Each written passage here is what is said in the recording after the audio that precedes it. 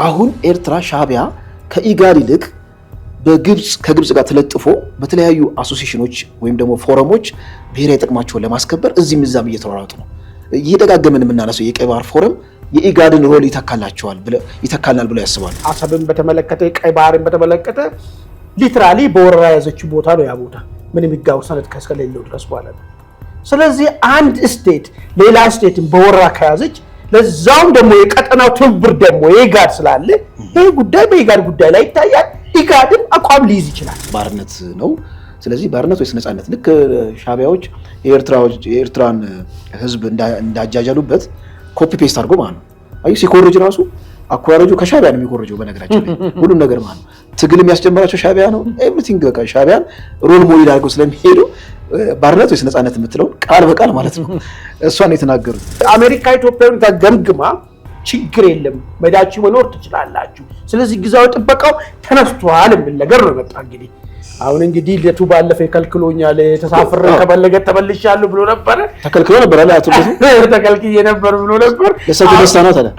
አሁን እንዴት ነው አቶ ለቱ ይልቃል ግን ምን ይሆናል ነው እንግዲህ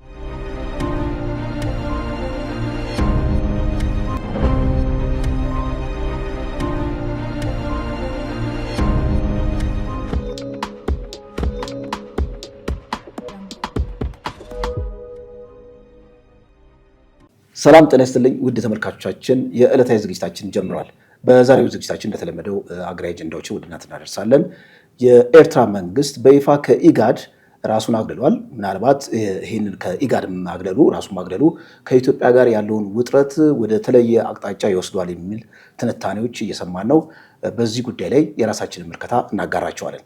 ከመቀሌ የተሰማው አስደንጋጭ ዜና ብዙዎችን እያነጋገረ ነው። የኢትዮጵያ ንግድ ባንክ መቀሌ ያለውን ቅርንጫፍ የህወሓት ታጣቂዎች ለመዝረፍ ብዙ ሙከራ አድርገዋል። የተወሰነም ዘረፋ አከናውነዋል። ምናልባት እዛ አካባቢ ይሄ ነገር መፈጠሩ የጦርነቱን ከኢትዮጵያ ከፌዴራል መንግስቱ ጋር ያለውን የጦርነት ድባብ አቅጣጫውን እንደቀየረው መገመት ይቻላል። በዚህ ላይም የምንለው ነገር ይኖራል። አነጋጋሪው የህወሓት ጀነራል ክንፈ ዳኘው ከኢትዮጵያ ተገንጥለን ከኤርትራ ጋር መዋሃድ እንፈልጋለን ብለዋል። ይሄም እንግዲህ ንግግራቸው ከምን አንጻር ነው? ተስፋ ከመቁረጥ አንጻር ነው ወይስ በህወሓት ካምፕ ያለው የፖለቲካ አቅጣጫ በዚህ መልኩ ነው የተቀረጸው የሚለው ነገር የራሳችንን ሀሳብ በዚህ ላይም እናጋራቸዋለን ማለት ነው። እንደተለመደው አድማጭ ተመልካቾቻችን ቻናላችን ላይክ እና ሰብስክራይብ ያደረጋችሁ እስከ ፕሮግራማችን መቋጫ ድረስ አብራችሁን ቆዩ። አማን እንዴት ነህ? ሰላም ደህና እንዴት ነህ? አድማጭ ተመልካቾቻችን ወደ ዋናው ውይይታችን ከመሄዳችን በፊት አንድ አጭር መረጃ እጃችን ደርሷል። ምንድነው የሚለው? መረጃውን በአጭር ለመግለጽ ያህል እዚህ አሜሪካ ውስጥ የተጀመረው በትራምፕ አስተዳደር ህጋዊ ጥበቃ የሚደረግላቸው ለጊዜያዊነት ማለት ነው ህጋዊ ጥበቃ የሚደረግላቸውን ወገኖችን በተመለከተ እርምጃ እየተወሰደ ነው። በተለይ ኢትዮጵያውያን እዛ አካባቢ ያሉት የፖለቲካ ሰዎች አሉ፣ ኢትዮጵያውያን አሉ እና ህጋዊ ጥበቃ ይደረግላቸዋል። ጊዜያዊ ነው። ያ ጊዜያዊ ጥበቃ የተደረገላቸው ኢትዮጵያ ውስጥ ያለው የፖለቲካ እውነት አስተማማኝ ስላልሆነ ነው። አሁን ግን የአሜሪካ መንግስት ኢትዮጵያ ውስጥ ያለው የፖለቲካ ሁነት ለደህንነታችሁ አስጊ ስላልሆነ የጊዜያዊ ጥበቃ የተደረገላቸውን እስካሁን የተደረገላቸውንም የፖለቲካ ሰዎችንም ኢትዮጵያ ዜጎችንም እንደሚነሳ መረጃ ወጥቷል። ይሄ እንግዲህ 60 ቀን የተሰጣቸው እዛ የምናውቃቸው ትልልቅ የፖለቲከኞች አሉ፣ እነ አቶ ልደቱ፣ ኢንጂነር ይልቃል ጌትነት፣ ሌሎችም አሉ እና ምናልባት አንዳንድ እንግዲህ ማህበራዊ ሚዲያ ላይ የሚሽከረከርም ተመልክተናል።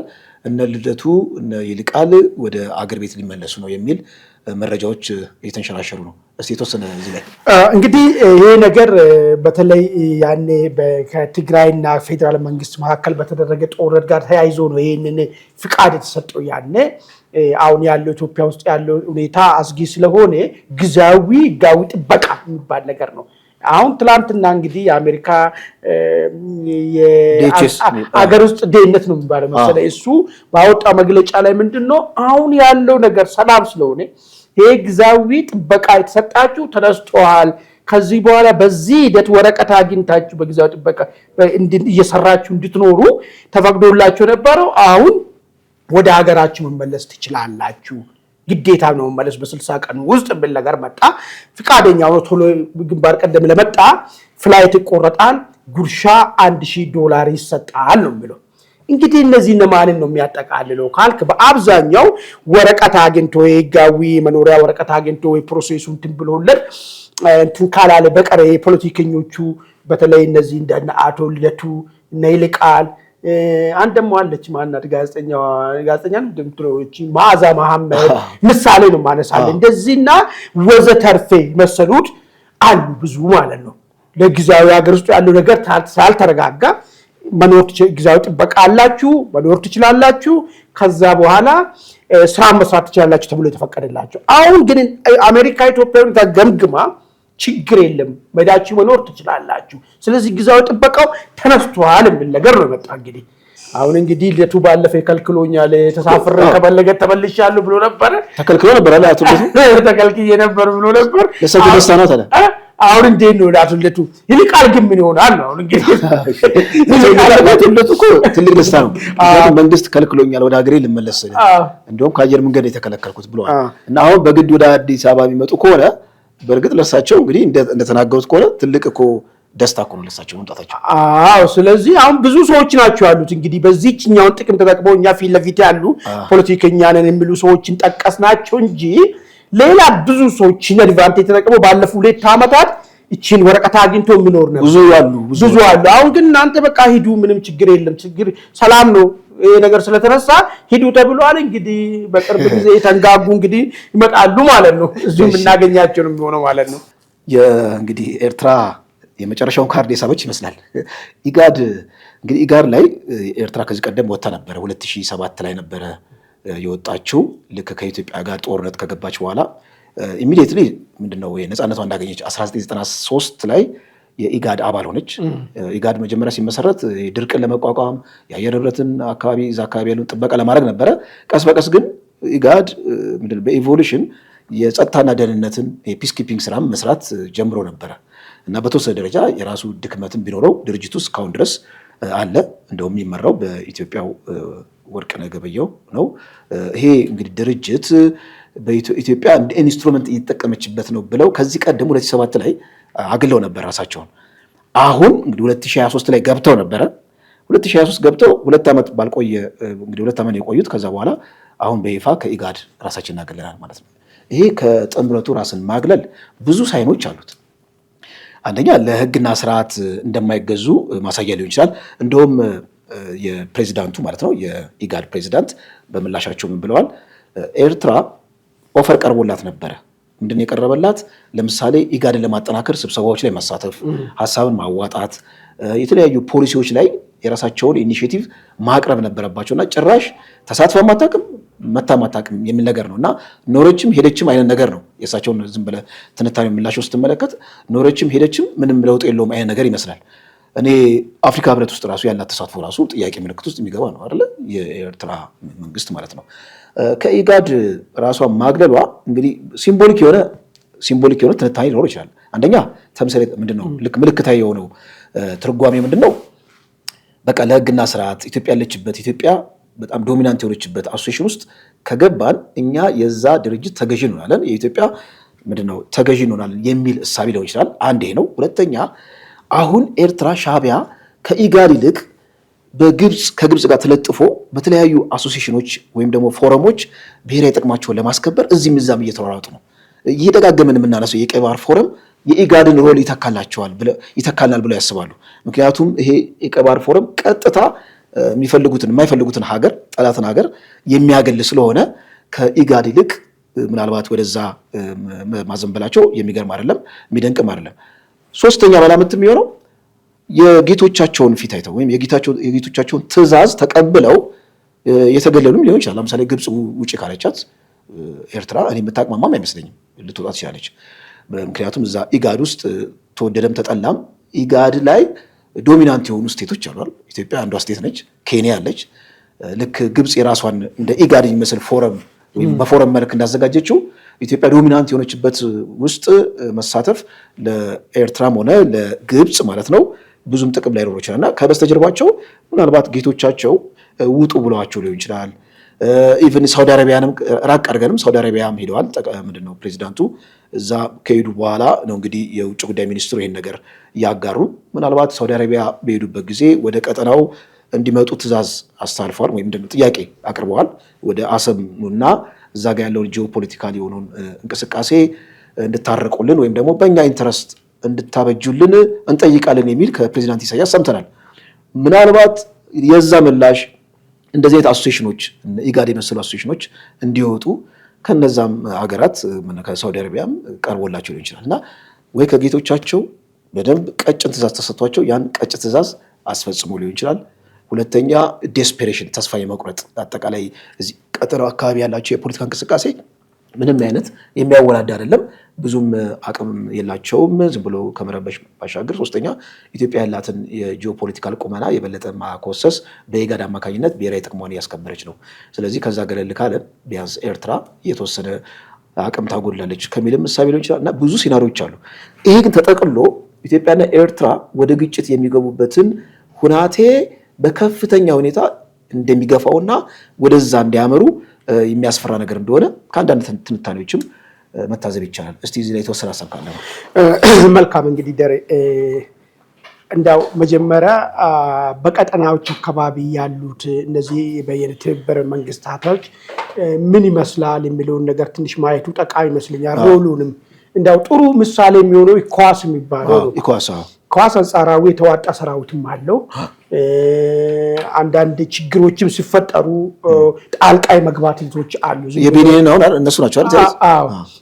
ብዙ አገራቶች ምርጫ ተሸንፎ አንወርድም ስልጣን ግን ተሸንፈናል ሲባል ጫና ፈጥሮ እስከ ማውረድ ድረስ የሚሄድበት ልጆች አሉ። ዘቢያፎ ህዝብ ጭምር ማለት ነው። ከዛ አንጻር ካየ ኢጋድ ከስም ዘለለ ምንም ነገር እንደሌለ ይታወቃል። ሳውዘርን አሜሪካ አፍሪካም ትብብሩን ብታይ እሱም አገራቶችን ለማልማት የሚሄድበት ርቀት ብታይ ጠቃሚ ነገሮችም እንዳሉት ይታወቃል። ይሄ ኢጋድ ግን ዋላ የቀረ ብዙም ሮሉ ዝቅተኛ እንደሆነ የሚታወቅ ነገር ነው። ሌላው ቢቀር ኢኮኖሚ ኢንተግሬሽን እንኳን አልፈጠረም በዚህ እንትን ላይ ማለት ነው። ገና አሁን ነው ያለ ፓስፖርት ኦን አራይቫል ቪዛ ማለት ነው የተወሰኑ ሀገራት እርስ በርስ አላቸው። እሱን አሁን የጀመሩት በመኪና መንገድ ምናምን መገናኘቶች እንደዚህ አይነት ነገሮች የተጀመሩ ገና አሁን ነው። ኬንያ በባስ ትሄዳለህ ምናምን አይነት ነገር ላክሴት የሚባል አለ ምንድነው እዛ ኬንያና ኢትዮጵያ ድንበር ያለ አይደል መገናኘት እሱ ነገሮችን አሁን ነው ገና ትንሽ እንቅስቃሴ እያደረገ ያለው። ይሄ ፋክቱ ነው። ግን አሁን ነጥቡ ኤርትራ መቼ ጥላ ወጣች፣ መቼ ተመልሳ ገባች፣ መቼ ወጣች የሚለውን ነገር እንዳው እነሱ ካቀረቡት ሪዘን አንፃር እስቲ እንወስድ። ጥሎ ሲወጡ አንደርስታንድ ሊያደርገን አልቻለም፣ እኛ ላይ የሚደረገውን በደሎችን ማድረግ አልቻለም የሚልና ምንም ሮል የለውም በሚል ነው አይደል? ወጡ 2007 ላይ ማለት በእኛ 1999 ላይ ወጡ። ይሄን ነው ሪዝን አውት ያደረጉት፣ ይሄን ነው አርጊው ያደረጉት፣ ይሄን ነው። አሁን ከዛ በኋላ ኢጋድ የገቡ መቼ ነው? አሁን ከሁለት ዓመት በፊት ገቡ። ከኛ ጋር ከታረቁ በኋላ ማለት ነው። ከታረቁ ኦሬዲ ወደ መቀያየሙም እየገባን ባለንበት ሰዓት ላይ አሁን ያኔ ምን መሻሻል ተፈጠረ ብሎ ነው የገቡት። አየ መውጣቱ ራሱ ሌላ ነው የሚነግሩን ነገርና ሪዝኑ አሁን የወጡበትን ነገር ለማወቅ ማለት ነው።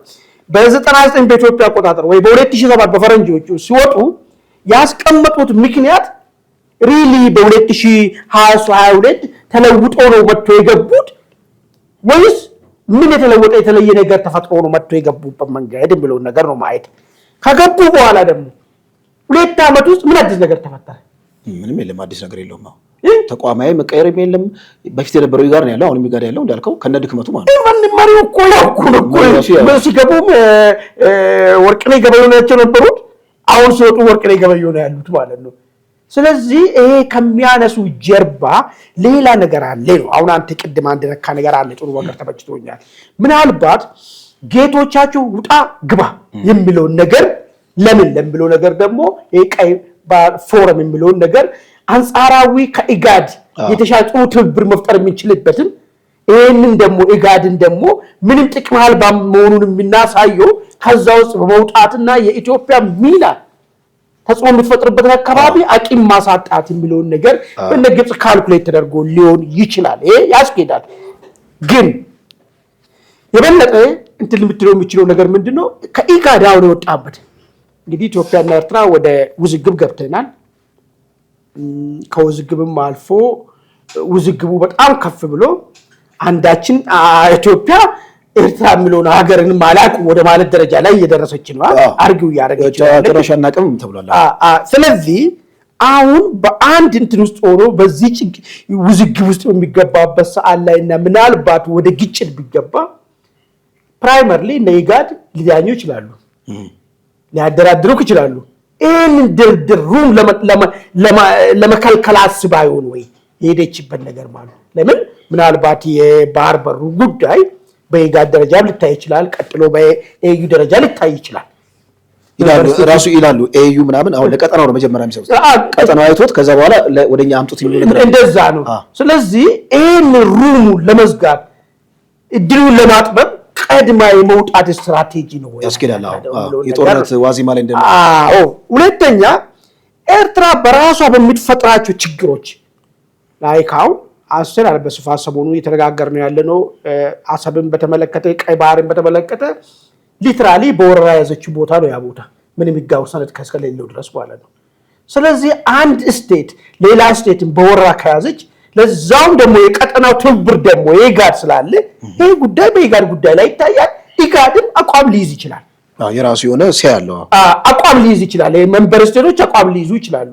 እንደዚህ አይነት ነገሮችን እየመጣባት ያለው ለመሸሽና ነገሩን በሩን ለመዝጋት የሄደችበት ያለ ነገር ያለ ይመስለኛል። ለምን ሲገቡም ምንም አዲስ ነገር የለም፣ ሲወጡ አዲስ ነገር ስለሌለ ማለት ነው።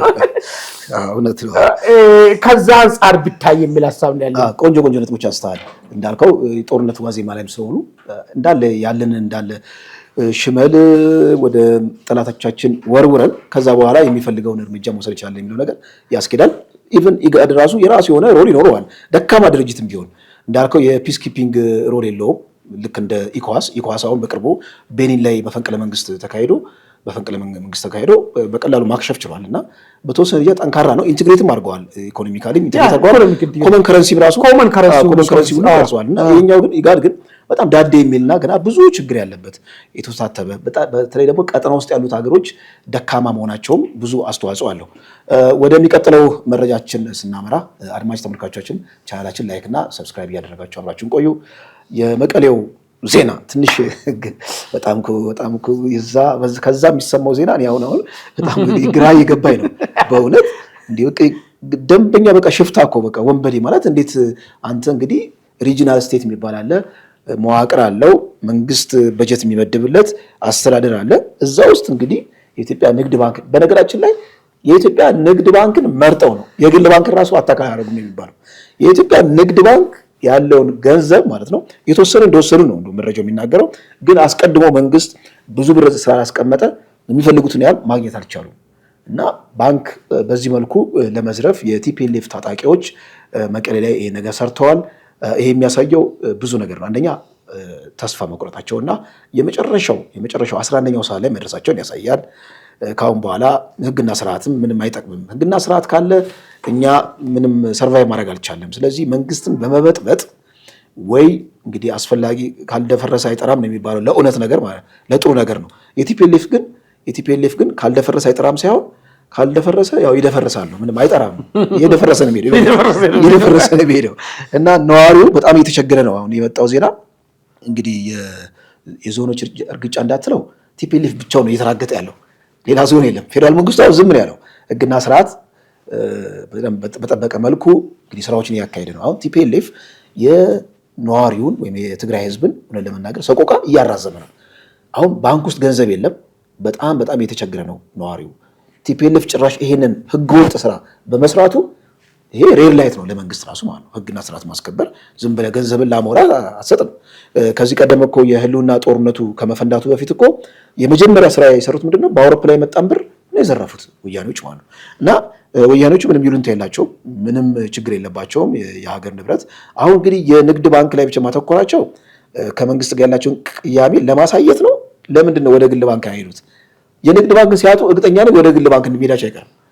ስርዓት እና ምንም ነገር አይገዛቸውም ማለት ነው።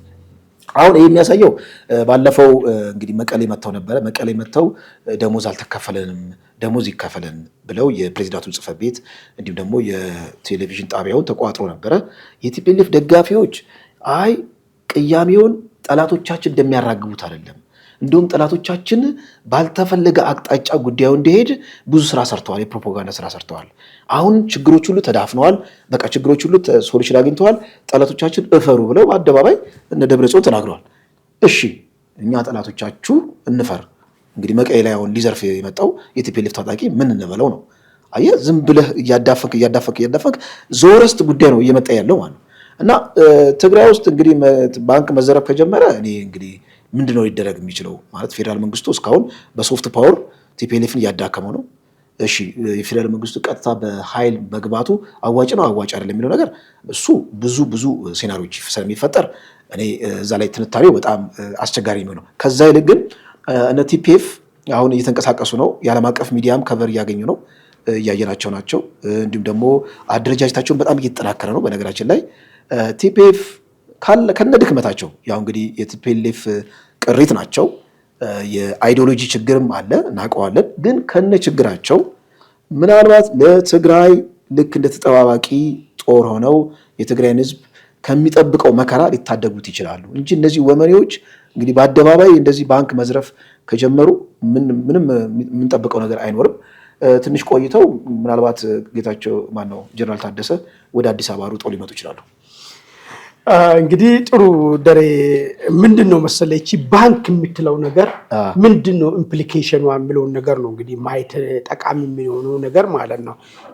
ከዚህ በፊት ሁላችንም የምናስታውሰው ልክ ሰሜን ኢዝ ላይ ያንን ጥቃት ከመፈጸማቸው በፊት ምንድነው ያደረጉት? ብር ቀድሞ ተደራድሮ ህዝቡ በጣም ችግር ውስጥ ነው እንትማት ሳልቻለ ብር ጥረት ስላለ ብር መላክ አለበት በሚል ነገር ብር ቀን ላይ ተቀብሎ ማታ 9 ሰዓት ላይ ነው ያንን ጉዳይ ሰሜን ኢዝ ላይ ፈጸመው። የባለፈው ጊዜ አይደል? የባለፈው ጊዜ ማለት ነው። ነው። አሁን ግን ብር ባንክ ነው ሄዶ የዘረፉት። ባንኩን የዘረፉት ደግሞ ምንድነው በታጣቂዎች ነው የዘረፉት። ያው ቲፒኤልኤፎች ናቸው ማለት ነው።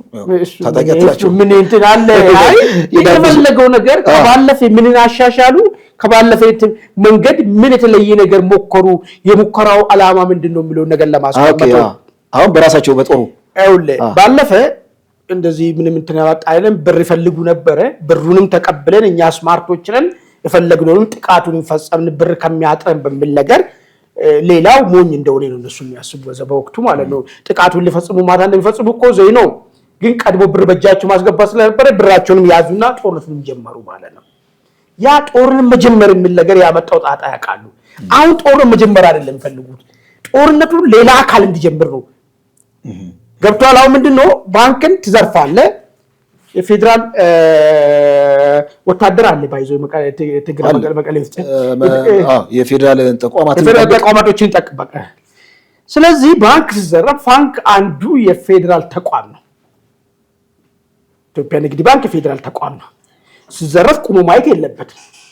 ያው ከአቅሙ በላይ ከሆኑ ይመጡ ተጠቅመው ተፈለጉት እኮ እሱን እኮ ነው እኮ ጀስት እነሱ ባንኩን ይዘርፋሉ ወይ እርምጃ ለመውሰድ ከአቅሙ በላይ እንደሚሆን ይጠበቃል። ዋናው ነገር ግን በዚህ ምክንያት እርምጃ መውሰድ መንግስት እንዲጀምር ነው። ከዛ ጦርነቱ ምን ይሆናል ማለት ነው?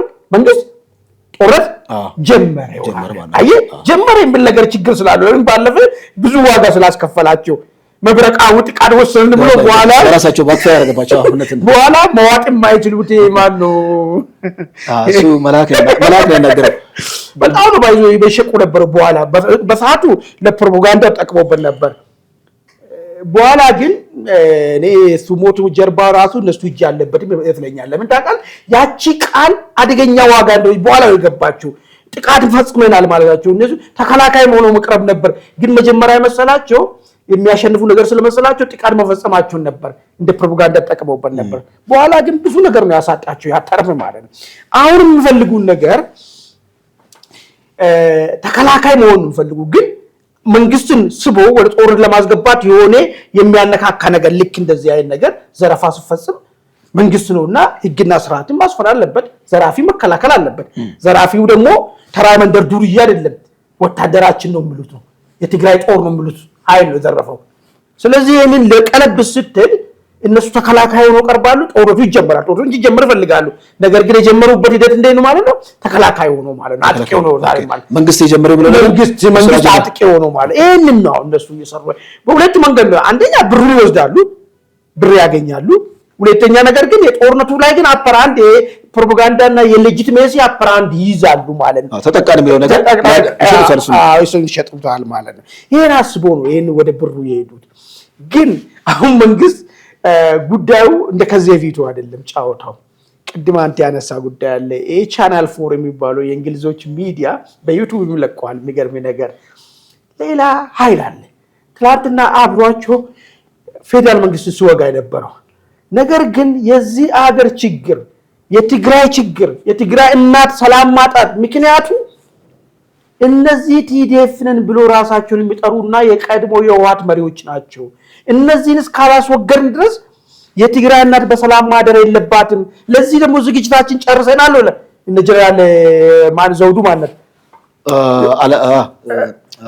ይቅርታ ስማቸውን ከሳትኩ ሴቷ እንትን ማለት ነው ዘውዷ ማለት ነው። ይሄን ነው በህይወት እንደብላ ቁጭ ያደረገችው። በቃ የትግራይ እናት የትግራይ ዜጉ የትግራይ ህዝብ በሰላም ይኖሩ ዘንድ እነዚህን ህወሓት የሚባሉ ነገር መንቅረን እንጥላዋለን። ለዚህ ደግሞ ዝግጅታችን ጨርሰናል አለችው። ስለዚህ አሁን ጉዳዩ የፌደራል መንግስት ጉዳይ ብቻ አይደለም የሚሆነው። ሌላ ባለድርሻ አለ፣ ሌላ አለ።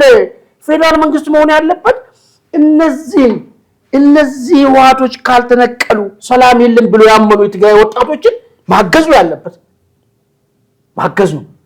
ማገዝ ማለት ምንድነው? በተለያየ መንገድ ነው የምታገዘው። በሰው ኃይል ልታገዝ ትችላለህ፣ በሎጂስቲክ ልታገዝ ትችላለህ፣ በፋይናንስ ልታገዝ ትችላለህ። ትግራይ ላይ የተፈጸመ ላለው ውንብድና ዘረፋ ይህንን ማስታገዝ ያለባቸው እነዚህ ቲፒኤፎች ናቸው።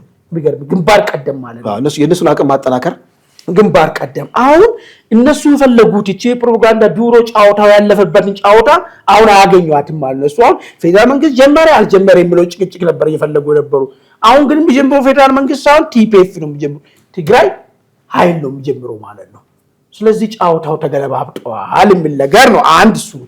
ሁለተኛ ለምንድን ነው ታርጌት ፉሊ ንግድ ባንክ ላይ ሄዱት? ሌላም ባንክ ሲምሩታል ወይ? አይምሩትም። ንግድ ባንክ መዘረፉ ምንድነው ፈጠሮ ነገር ካልክ አላውቅም። ዛሬ ሰርቪስ ባንክ ሰርቪስ አለ ወይስ የለም መቀሌ ውስጥ? እንግዲህ ማጣራት እናጣራለን በኋላ። ትግራይ ውስጥ አለ ወይስ የለም? ባንክ ሰርቪስ ቆመ ማለት እኮ ህዝቡ በቃ አደጋ ውስጥ ገባ ማለት ነው። ይሁን ወይ ልብ ካለ ገፍቴ ጦርነቱን ከቀጠልክ ትቀጥላለህ እንጂ ባንክ ሰርቪስን ካቆምኮ የደም ዝውውር ቆመ ነው በቃ አለቀ። በቃ የሚገርም ነገር ማለት ነው። ህዝቡ ደግሞ ጦርነቱንም አይፈልግም። እኔ ከትግራይ መጡ ሰዎችን አግኝቻቸው አናግሬያቸዋለሁ። ቤተክርስቲያን አካባቢ ቢጫ መታወቂያ ይዞ እርዳታ የሚጠይቁ ብዙ ወጣቶች አሉ። ጦርነቱን አልፈለግንም፣ መጣን፣ እኛ የምንሞትበት ምክንያት የለንም፣ እንደዚህ አይነት ነገር የለም ለቋም የያዙ ናቸው። አሁን ይሄ ጦርነቱ ድባቡ ሲመጣ ወደዚህ ፈልሶ የሚወጣውን ሰው ታያለ። በቅርብ ጊዜ የምናየው ጉዳይ ነው የሚሆነው ማለት ነው። ስለዚህ ባንክ ማቆማቸው ምናልባት እነሱ ላይ ራሱ ሌላ አመፅ እንዳይቀሰቅስ ስጋት አለኝ እኔ ማለት ራሳቸው እንዳይበላቸው አመፁ። እውነት ነው። ወደ መውጫችን አጀንዳ ስናመራ ትንሽ የሁለት ቀን መነጋገሪያ የሆኑት አንድ የዩቲዩብ ሚዲያ ላይ ቀርበው ጀነራል ክንፈ ዳኘው የቀድሞ የሜቴክ ዳይሬክተር በብዙ ሙስና ተጠርጥረው እስር ቤት ነበሩ። ከዛ በኋላ በምህረት የወጡ ናቸው። በአደባባይ የተናገሩት ንግግር ትንሽ የሚያቆስል ነው። በተለይ ለኢትዮጵያዊ ዜግነትን የምር የሚወስድ ማንኛውም ነፃ የሆነ ሰው በጣም የሚናደድበት ሀሳብ ነው ያንጸባረቁት። ኢትዮጵያ የምትባል ሀገርን ተጠይፈው ማለት ነው በቃ እኛ ተገንጥለን ከሻቢያ ጋር ከኤርትራ ጋር መዋሃድ ነው የምንፈልገው። ከአሁን በኋላ ከኢትዮጵያ ጋር አንድ ላይ መሆኑ በባርነት መቀጠል ነው፣ ባርነት ነው። ስለዚህ ባርነት ወይስ ነፃነት? ልክ ሻቢያዎች የኤርትራን ህዝብ እንዳጃጃሉበት ኮፒ ፔስት አድርጎ ማለት ነው። አይ ሲኮርጅ ራሱ አኮራረጁ ከሻቢያ ነው የሚኮርጀው። በነገራችን ላይ ሁሉም ነገር ማለት ነው ትግል የሚያስጀምራቸው ሻቢያ ነው። ኤቭሪቲንግ በቃ ሻቢያን ሮል ሞዴል አድርገው ስለሚሄዱ ባርነት ወይስ ነፃነት የምትለውን ቃል በቃል ማለት ነው እሷን የተናገሩት። እንግዲህ ከጀነራሉ ንግግር ብዙ ነገሮች መምዘዝ እንችላለን። አንደኛ ተስፋ መቁረጥ። እንግዲህ ጀነራሉ እውነት ለመናገር እዚህ ያሉ ሰማያዊ ሁሉ የራሳቸው ነበረ። በጣም ትልቅ ስልጣን ነበራቸው። ብዙ ሙስና ሰርተዋል። ብዙ ምቾት ውስጥ ገብተዋል። የዛ ጊዜ ኢትዮጵያን ልክ እንደምትታለብ ላም ስለሚቆጥሯት ኢትዮጵያ ሀገሬን ብለው ይወዷት ነበር። አየህ፣ እንደዚህ አይነት ከቁስ ጋር የተጣበቀ ፊሊንግ ብዙ ጊዜ የወያኔ ደጋፊዎችም እንደዚህ ነው። ከስልጣን ሲገፉ ኢትዮጵያ ለእኛ የማትሆን ኢትዮጵያ ምንድነው ለእኛ ያልሆነ ምንድነው ልክ እንደ እንትን ምንድነው ጭሬ ልበት ነው እንደምትለው አይነት ዶሮ ወይም ደግሞ እኔ ከሞትኩ ሰርዶ ያብቀላ እንደምትለው አህያ በዛ መንገድ ነው ፖለቲካን የሚረዱት ማለት ነው። እና ወያኔዎችም ልክ ከስልጣን ሲገፉ ኢትዮጵያ እንድጠፋ ይፈልጋሉ። አሁን ጀነራሉ በአደባባይ የተናገሩት ኮሪደር ላይ የሚያወሩትን ኢንፎርማል የሆነ ንግግር አለ ከጓደኞቻቸው ጋር ከትግል አጋሮቻቸው ጋር ኮሪደር ላይ የሚወራው ወሬ ሚዲያ ላይ አመጡ አወሩት ማለት ነው። ትንሽ የሚዘገነው ያ ነው። አንደኛ እርሳቸው የትግራይ ህዝብ ባለርስት ነው የሚመስሉት በአደባባይ ሲናገሩ የትግራይ ህዝብ ዕጣ ፈንታ ነው ወሳኝ እርሳቸው በፈቀዱ መንገድ ትግራይ ተገንጥላ ወደ ኤርትራ ትሄድ የሚል ነገር ነው። ሁለተኛ የትግራይ ህዝብ ላይ የትግራይ መሬት ላይ እያንዳንዱ ኢትዮጵያዊ ይመለከተዋል። እነሱ ለራሳቸው እንዲመች የብሔር ፖለቲካን ቀንብበው መሬትን ከብሔር ጋር አጣብቀው ይሄ መሬት የዚህ ብሔር ነው ብለው ስላስቀምጡት አይደለም። እዛ እኮ ብዙ ደም ተከፍሎበታል እኮ የአድዋ ድል ላይ እኮ የኢትዮጵያ ብሔር ብሔረሰብ እንዳለ ከኢትዮጵያ ከአራቱ ማዕዘናት ሄደው ምንድነው ደም የተከፈለበት ነው። የኢትዮጵያ የስልጣኔ እምብርትም የኢትዮጵያ ነፍስም እዛ የተቀበረበት ነው እና ኢቭን በብሔር ራሱ የሚቀርብ አይደለም። ትግራይ በአጋጣሚ በጂኦግራፊ በሂስትሪ ምናምን ከተወሰነ ጊዜ በኋላ ትግርኛ ቋንቋ ተናጋሪዎች እዛ ቀሩ እንጂ የኢትዮጵያ እንዳለ ብሔር ብሔረሰቦች እዛ ይኖሩበት እንደነበረ ታሪካዊ ዳራዎችን ማጣቀስ ይቻላል። እና ጀነራል ክንፈ አንደኛ ፖለቲካ የማይረዱ ከንግግራቸው ፖለቲካ ምንም የማያውቁ ትዝ ካለ ማነው ጀዋር ልክ እንደገባ በሞቅታ እኛ እኮ ለዚህ መንግስት እኮ ጊዜ እንስጠው ብለን ነው እንጂ እንደው ቄሮ አዲስ አበባን ከቦ ኦሮሚያን እንዲገነጥል ማድረግ እንችል ነበር። ይሄ እንግዲህ የፖለቲካን አለመረዳት አሁን ተረድቶት እንግዲህ ይሄ ነገር ሊሆን የማይችል ነገር ነው። አብረን ለመኖር ተረግመናል ወይም ደግሞ አብረን ካልኖርን መኖር የማንችልበት ምንም ነገር የለም። በቃ የግድ አብረን መኖር አለብን። ይሄ ደግሞ ተፈጥሮ ያቆላለፈን ነገር ነው ብሎ አስቀምጧል። እሱ እንኳን በስሎ ማለት ነው። እኚህ ግን እንግዲህ አርጅተዋል። በጣም ብዙ እድሜ ያስተምሯቸዋል። ፖለቲካ ሄደዋል። ልክ እንደ ሕፃን ልጅ ማለት ነው ወደኋላ ሄደው አይ ትግራይ መገንጠል አለባት የሚል ቻይልድሽ የሆነ አርጊመንት በአደባባይ መጥቶ መናገራቸው እኔ ሽምቅቅ ነው ያልኩት። እነዚህ ነበሩ እኛ ሲመሩ የነበሩት ብዬ በጣም ተጨነቅ ያለው እውነት እዚህ ላይ ሀሳብ ካለ ምናልባት እኔ ጀነራል ክንፌ ዳኘው በኢትዮጵያ ውስጥ ከዛም አልፎ ደግሞ በነበረው የህወሓት ስርዓት ውስጥ እንዴት ነው የሚታዩት ተብሎ ቢቀመጥ እኔ አንድ የሆነ ባይዞ ለዘረፋ ምልክት እንደ ሀገራዊ ለዘረፋ ምልክት የሚሆን ነገር እኔ ጀነራል ይመስሉኛል። ለምን መሰለህ ይሄን ነገር የምንለው አንድ እንትን ታውቃቸዋለህ አምባሳደር ሱለማን ደደፈው እኔ አሉ አሜሪካኖች እንግዲህ ክንፌ ዳኘው የሚመራው የኢትዮጵያን ፍላግ የሚታውለበልብ መርከብ ነበረች በሚቴክ ስር የነበረችው የአሸባሪዎችን መሳሪያ ጭናሉ አሉ። ሀገርን ፍላግ እንትን አድርጎ ነው አሜሪካኖች የሬ ነገር ምን እያረጋችሁ ነው ብሎ ደብዳቤ ጻፉልኝ አሉ። ጅቡቲ ላይ ተነበሩ እሳቸው የጅቡቲ አምባሳደር ነበር ኢትዮጵያ አምባሳደር።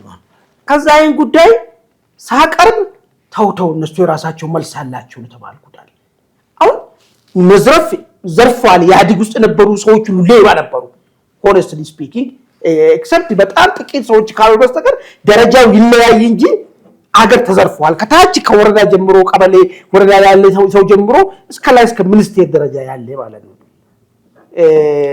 ብዙ ጊዜ መረጃ ሲወጣ ነበር ነው የህወሓቶች ግን ይብሳል ዘረፋው በጣም አገርን እንዳለ መንግስታዊ ዘረፋ እኮ ሲካሄድ እኮ ነበር።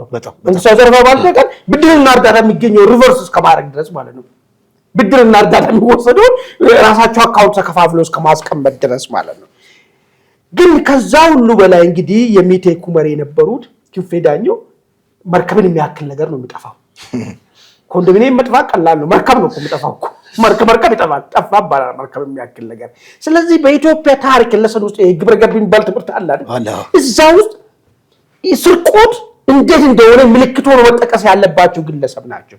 በዚህ ምክንያት ደግሞ ኢትዮጵያ አልተበቀለቻቸውም። ባይዘው እኮ መበቀላ የለም ተጠያቂ አላረገችም። ይሄ 4 ዓመት ነው 3 ዓመት እኮ ታሰረው እኮ በጣም ለሀገራዊ መግባባት ምንድነው አሁን አንድ ላይ ባንፈታ አልፈታ ሀገራዊ መግባባት አንዳንድ ጊዜ ማለት በጣም ይሰማኛል። ቋንቋው አቢዝ እና እንደዛ ተብለው የተፈቱት አሁን እንግዲህ በዚህ ብስጭት የትግራይ ህዝብ እኮ በጣም እኮ ጨዋ ህዝብና እኮ ለኢትዮጵያዊነቱ ላይ እኮ ምንም ድርድር የሌለው እኮ ብዙ መከራ ሲከፍል እኮ ኖረ ህዝብ እኮ ነው እኮ አገርን እኮ አንድ ለማስጠበቅ እኮ እንደማንኛውም ኢትዮጵያዊ ደግሞ ጂኦግራፊው እዛ አካባቢ በመሆኑ ብቻ ወራሪ መጣበብ በሰሜን አካባቢ መከራው ሲከፍል እኮ መከራውን እኮ ሲከፍል ነው ህዝብ እኮ ነው የሚገርም ነገር እኮ አንድ ተራ አገርን ካልዘረፍኩ ዘረፍክ ተብዬ ደግሞ ተጠየቅኩ ብሎ የተቀየመ ሰው ትግራይ ህዝብን ገንጥለን ከኤርትራ ጋር ሄደን ግርድና እናስገባለን የማለት መብት ከይታ መጣ ልክ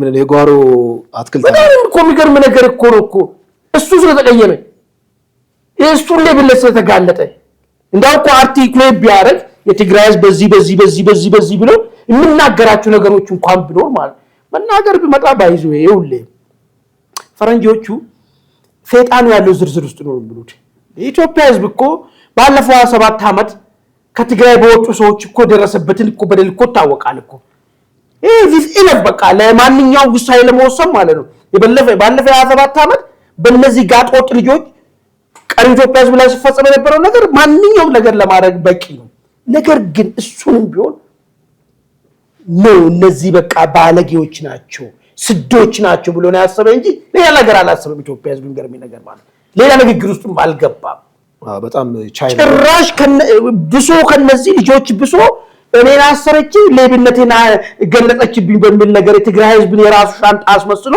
መሄድ አለብኝ ሻንጣው ደግሞ እዛ ሄዶ መቀመጥ አለብኝ ብለህ ስታስቀምጥ እኔ በጣም አዝናለሁ ለምን ትላልቅ ሰዎች የሚበቅሉበት ቦታው ትግራይ ህዝብ ማለት የተከበረ ማህበረሰብ ነው ገብቷል አይደል በጣም ለአገር አንድነት ምንም አይን ነገር ማለት ነው የምታማው ህዝብ አይደለም የሚገርም ነገር ማለት ነው ስለዚህ እንደዚህ አይን ነገሮች ላይ ምናልባት ኮሬክሽን ህዝቡ ራሱ እኔ አሁን የትግራይ ሊቃን ወጥቶ መልስ መስጠት መቻል አለባቸው እንደዚህ አይን ነገር ላይ ምን ነገር ነው አድማጭ ተመልካቾቻችን የዛሬው ዝግጅት በዚህ ቋጭተናል በሚቀጥለው እስከምንገናኝ ድረስ ቸር ቆዩ